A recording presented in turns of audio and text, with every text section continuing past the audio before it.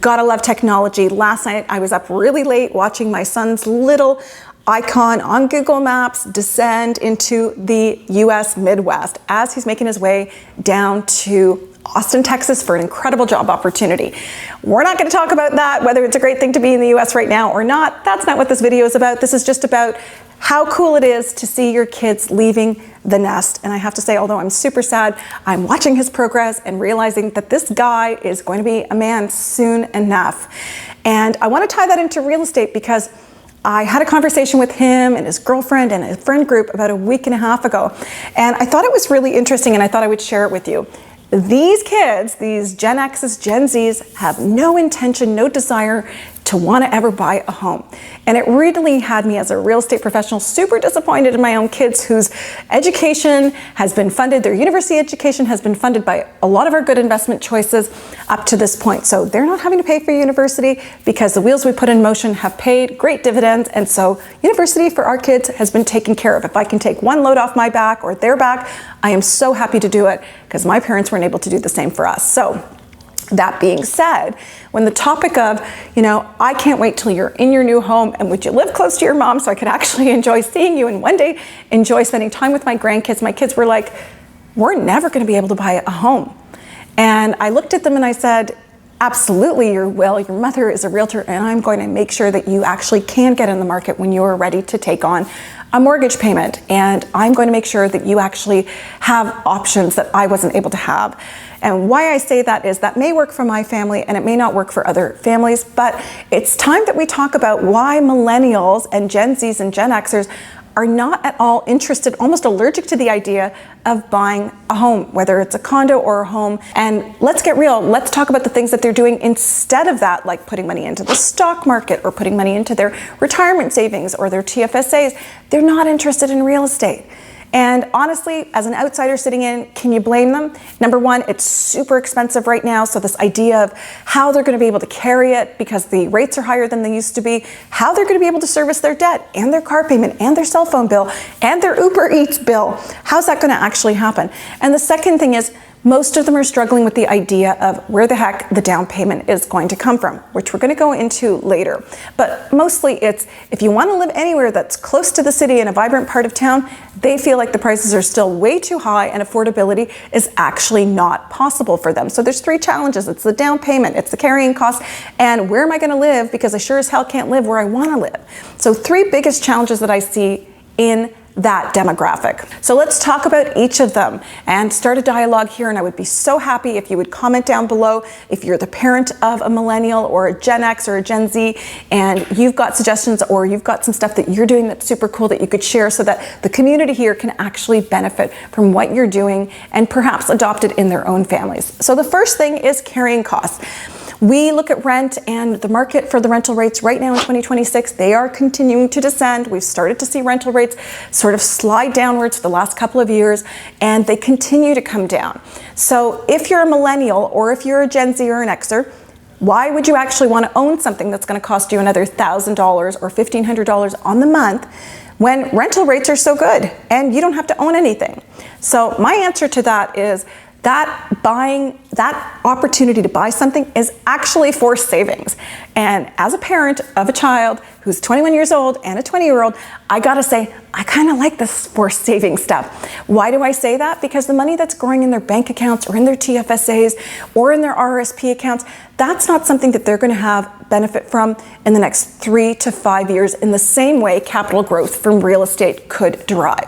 So it's great that they've got a whole bunch of money in their bank accounts, or it's great that they've got a whole bunch of RSPs, but they're not going to use the RSPs until they're ready to retire, which is probably at best 45 years away. So kudos to my kids who are savers, but I would say if you've got money to save and if you can save $1,000 or $1,500 a month as a single person or as a couple, put that into a mortgage and stop spending it on dumb stuff. And I don't want to diminish technology, but I've got a kid who loves technology and tech stuff is super expensive, like this crazy printer that he wanted for Christmas.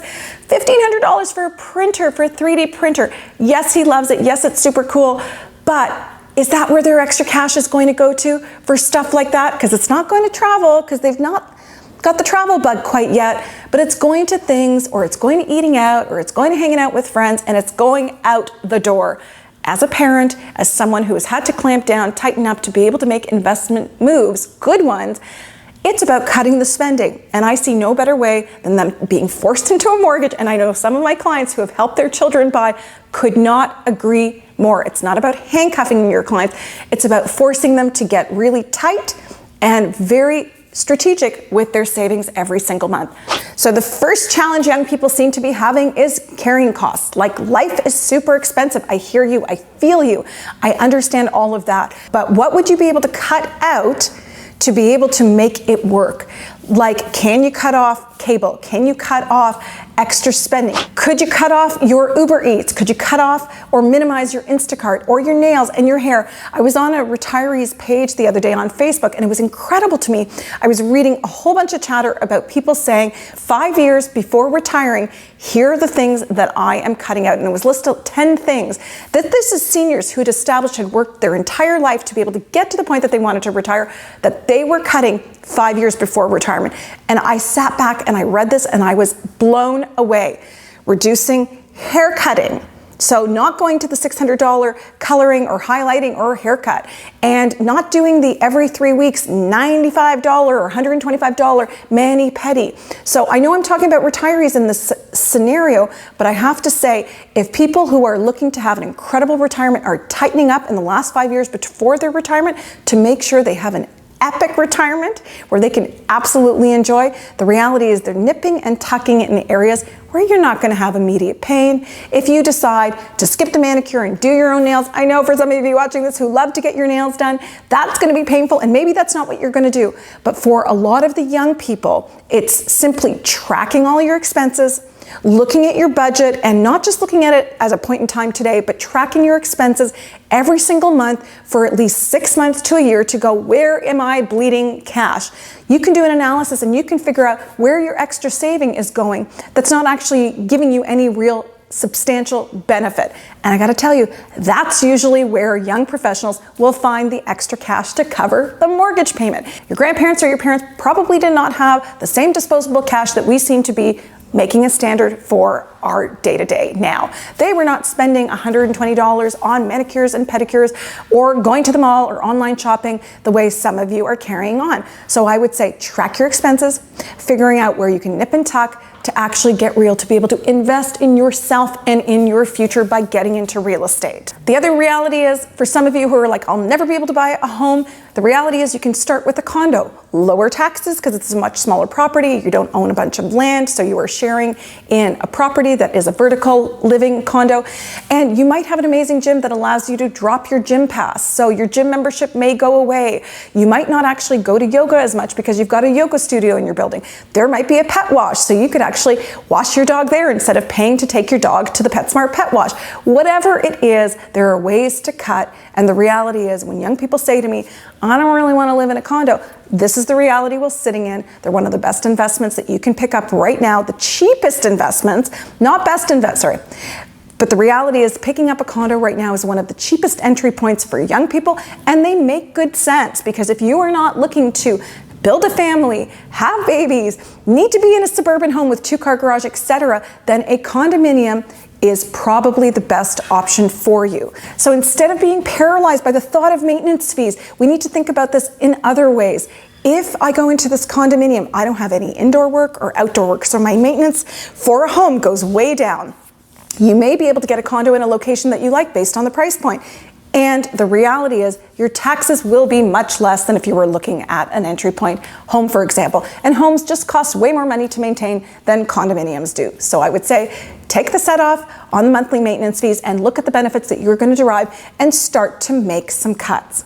There's no point in holding that $60 gym membership if you can use the gym there. Remember, this is about tightening up the buckle, making some sacrifices like your parents and grandparents did in order to get into the market. And the second thing is location.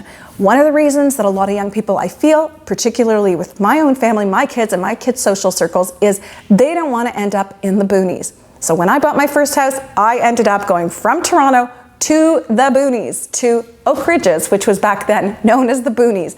And you literally had to pack a lunch to go there because it was 45 minutes away. It was very far, and I lost a lot of the conveniences that I had in Toronto. But that investment in $350,000 home about 25 years ago, that home is now actually worth almost $2 million. So while I didn't want to leave the city, it was the best option that I could afford at the time that gave me a nice house with a nice yard and a double car garage, which is what I wanted when I was starting my family.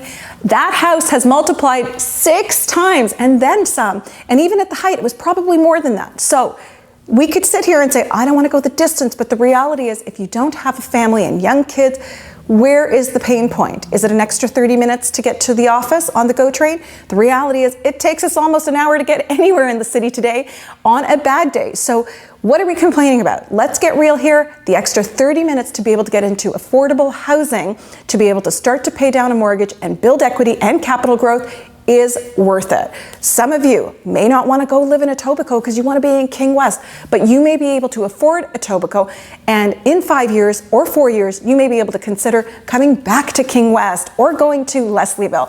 It's about starting places. What I think a lot of millennials or Gen X's or Z's are thinking is, this is the forever home, and I don't love this being the forever home, but it is not the forever home. Most people who have built wealth in real estate have moved 4 or 5 times.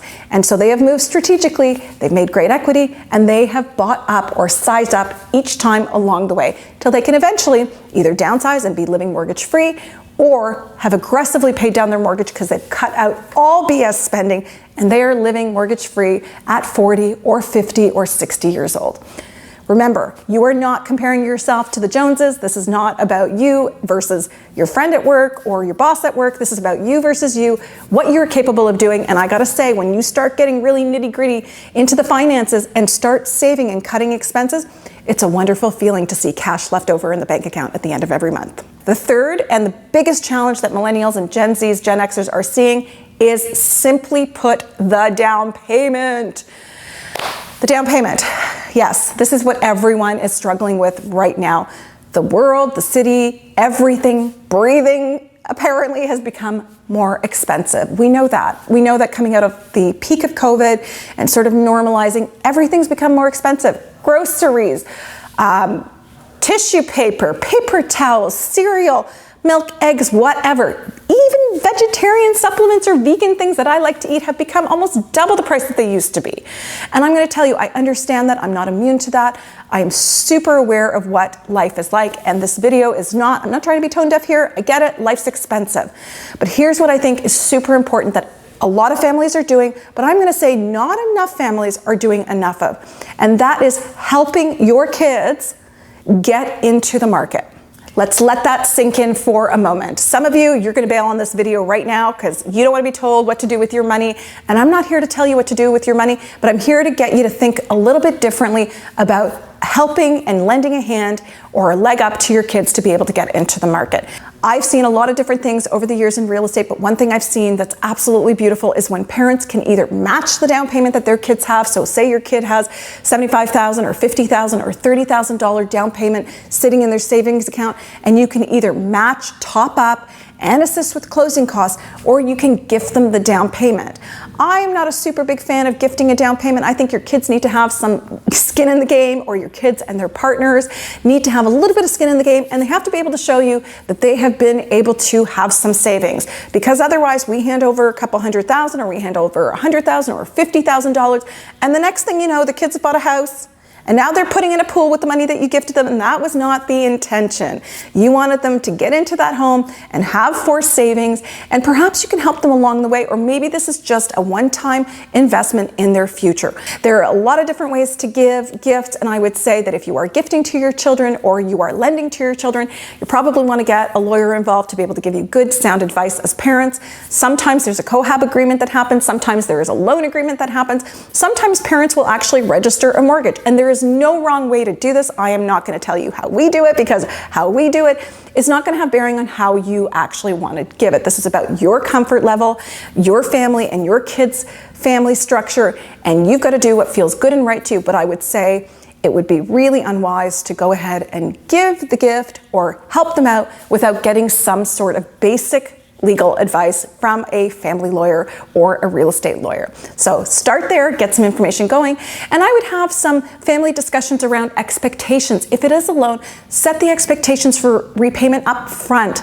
Don't be silent about it and then in a year or 2 years demand the loan from your children, because life is not going to get cheaper for them, and perhaps they're going to be expecting a baby then. So if you're going to give it with clear expectations, or if you're going to loan it, give it with clear expectations from the beginning. I don't know about you, but for me, it's so important to see my kids set up and well established while I am living. I don't think there's any joy for me and my husband to actually see my kids benefit from it once we've passed away and I can't see their new homes. I would rather my kids be able to take my assistance today and put it to use and actually leverage my assistant to be able to build their real estate portfolio and their savings up and away. And it's really hard to do that right now without family assistance. So perhaps you're a grandmother or grandfather watching this and you're thinking, you know, I've got a lot here, I'm quite comfortable, my house is paid.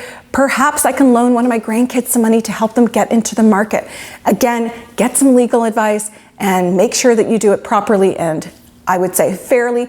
And also, the other thing I have to say here, with a lot of seniors who are loaning either their children, who happen to be millennials, sometimes they are gifting a lot more than I think they should be gifting. And I don't want to sit here and judge, but I think you need some good sound advice from your financial planners to make sure that what you are giving does not leave you high and dry in your times of need. So to give something substantial at 60 when you could live till 90, I would say is probably not something that you would do. You want to be able to talk to a financial planner to be able to give an amount of money or a down payment that does not leave you high and dry or in a compromised position, whether it's today, tomorrow, or 15 or 20 years from now. Also, super important for me to say this to anybody watching this, is you're going to give within your means. In a lot of families, I sit in on consultations and I hear the kids pipe up, and sometimes I hear so-and-so's father gave this, so-and-so's aunt gave that, so-and-so's grandmother gave that. This is not about keeping up with the Joneses. You should be feeling good and comfortable as you assist your children or your grandchildren. This is not about a competition. This is not about what somebody else gave. This is about your own family's unique financial situation. And in some families, this simply is not an option. However, in the families that have good equity in their home, what may be an option, if it's not a cash gift or something else, is sometimes families will take a line of credit against the home to be able to help the kids get in, and it's a more modest down payment. I'm going to say any help from the parents is a wonderful thing. So if it's $10,000, $15,000, $100,000, $5,000, I'm pretty sure if you've raised your kids right, they're not going to balk at the down payment because they're going to understand their parents' situations. And if they don't understand it, well, that's just too bad. So you can always renege on that offer for the gift giving. But I'm going to say, if I give my kids any sum of money, they're super gracious about it. They're usually resisting. But the reality is, when it's for the purpose of buying real estate, they're not going to resist because it's actually going to help pay dividends for their future and actually get their foot in the door of Toronto real estate. If you've come this far and you are a millennial or a Gen Z or an Xer, there are options out there having to do with the first-time home buyers program. The FHSA, the first-time home buyers program, there's rebates on closing. There's a lot of options on there. All you got to do is get online. The government has some amazing resources there where you can read, so that if you have been saving the traditional route through RRSPs or TFSAs, there are wonderful ways that you can pull things out. And the government this year has also announced the HST lift for first-time buyers buying new pre-construction. And we know that there's going to be an end date to that. So if you're watching this and you have thought about buying resale, but you just can't quite get there, then looking at pre-construction could actually work for your benefit, and it might be the best way for you to get into a condo. You might be watching this and you're 21 years old and you've got some savings because you've been mowing lawns since you were 13 years old or working babysitting, and you've amassed a ton of cash. I got to tell you, for some of you watching that, asking who that is, actually a lot of my clients, there are a lot of young professionals who've got way more savings than sometimes their parents, because they have had to save, and they've been really good with their money. Now, they may not be ready to buy something that's resale and live on their own and pay their bills, or even want to do that. Perhaps they're in university.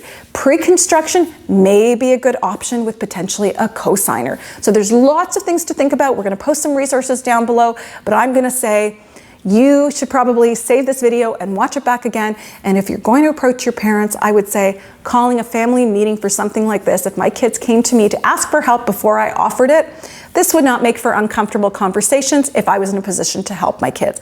But the reality is, if you've been waiting for a sign to help your children, then take this video as a sign and an opportunity to set up a conversation with a lawyer and a real estate professional to figure out the best way for your kids to get in here. And maybe they really want to live in the Danforth or in Leslieville, but the reality is they might have to buy out of the city, which is the opportunity cost. They'll have to get in at a lower entry point like I did when I was a young adult for the very first purchase that I made, and they'll have to make that sacrifice to get to work, a little 30 minutes here, a little extra here or there. Is not going to break anybody, but it might be the best way that they look on something that's grown 3 or 4 or 5 times in their mid-40s or 50s, and they will have you to thank for them if you can help them.